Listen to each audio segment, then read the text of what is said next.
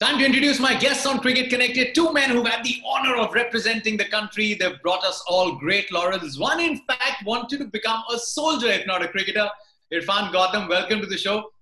You know, for us fans, you wear a replica and you get goosebumps. But imagine winning a World Cup for your country. Who better than these two gentlemen, you know, to talk about that feeling, those finals.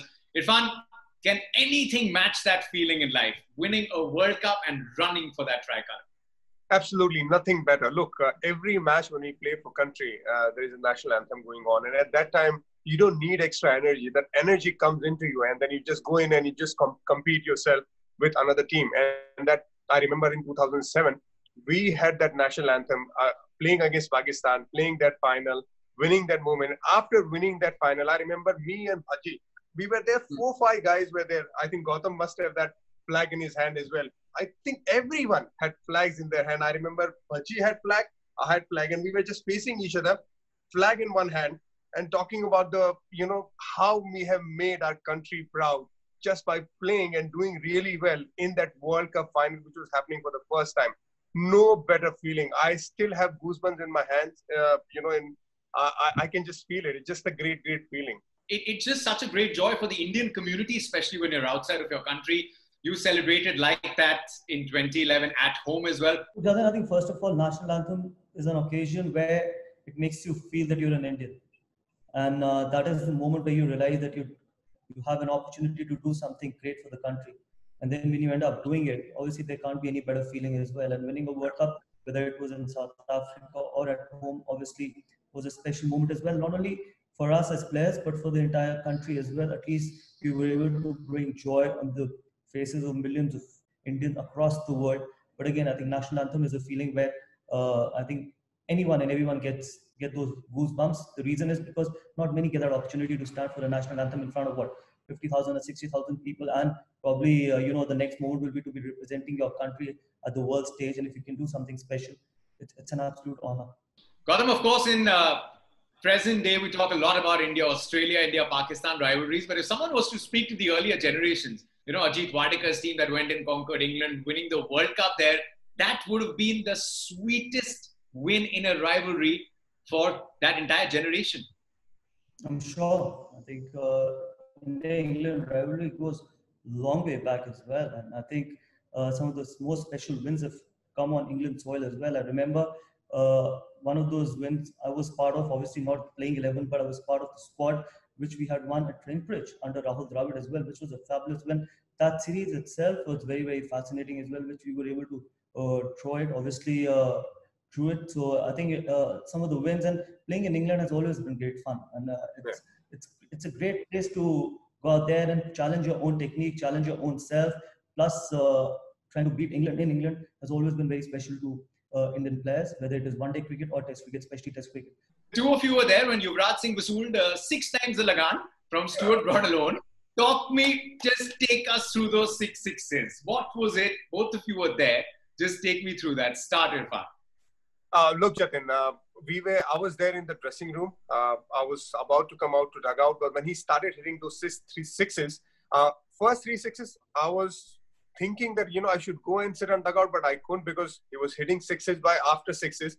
When he hit the 4th sixes, I knew that this is going to be very, very special because people have hit 3 sixes before in an over, but 6 sixes, never thought. And we knew that he could be able to do it. Look, and at that time, when that was happening, we were not thinking about 6 sixes. We were thinking about we need to get more than 200 runs against England in that placid pitch because we knew that it will be a difficult task for us to defend anything less than 200. So we were just looking at the scoreboard. We were not even thinking about those 6 sixes. And then when the 4th six happened, we knew that this is it. This is going to happen. And I think it will haunt Stuart Broad for a very, very long time. And it did happen. It was a very, very special moment just to be around and with the teammates. We were high-fiving. I think next to me was Viru.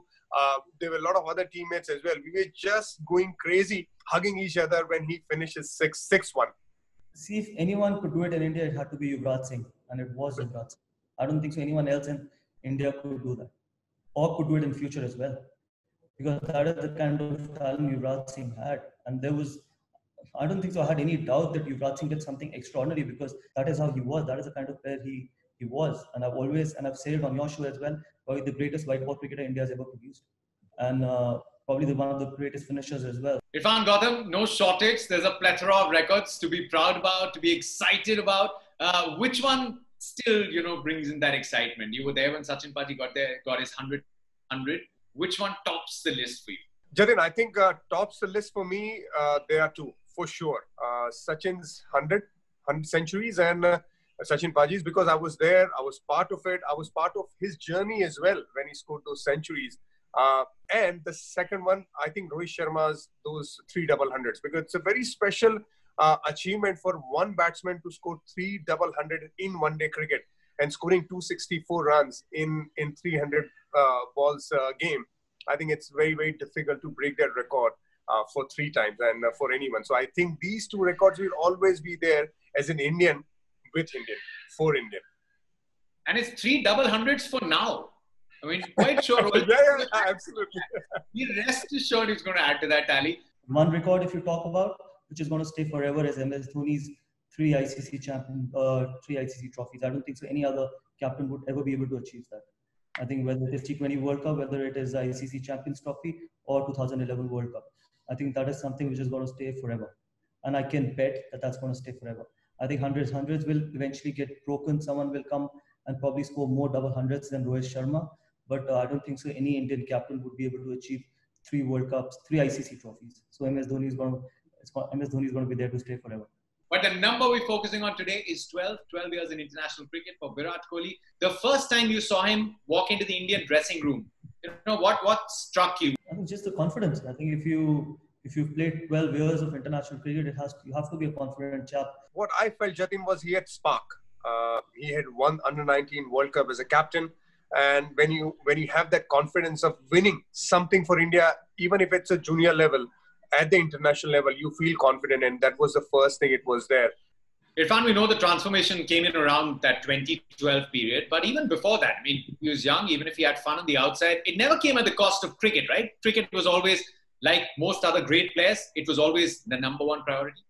Absolutely. Look, a lot of people talk about how the transition happened after 2012 and 13, but even before that, it was as well. He used to work really hard on his training, fitness. See, it's not a work of 1 year or 2 years. Suddenly you just come in and you change the mindset. It doesn't happen like that. It has to be there within you. Even in domestic cricket, even when he came, he used to love jumping around, running around. I remember we had we spent so much time playing football as well. When we know that today is not a practice day, we used to play 2 to 3 hours football just non-stop. And Virat, Gautam and Dhoni, these 3 guys were there who used to just run around like mad. And, it worked in favor of their fitness as well. And Virat was one of them. Virat used to love running around. And when you saw that transformation happening 2012-13, I really believe it just didn't happen in that particular day. So for me personally, seeing Virat Kohli growing the way he has grown, I think it's just going to keep going on for another, I wish for 10 years, but at least 7-8 years in him to just go on and become even the greatest of all time. Gautam, you've had that intensity, right? When you see him play as well, that all or nothing attitude. How does he balance it out to keep going for these 7-8 years that Irfan talked about? How does he balance that intensity that he gives on the field and then to increase the longevity?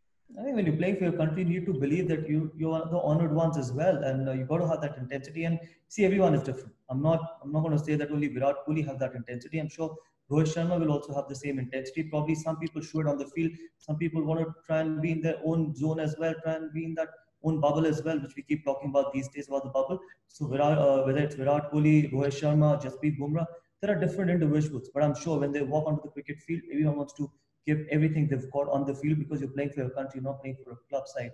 So even when we were playing, whether some people would try and be less emotional on the field, show less emotions, but I'm sure the intention and the intensity would always be the same. Yes, obviously, Virat Kohli, being the leader, has to be aggressive so that the entire team gets aggressive as well. Sometimes we say that he doesn't need to overreact, but sometimes to pick his entire team up, a leader needs to show that as well, that he's up for a fight. And the only time the team will be up for a fight is if the captain is or the leader is up for the fight as well.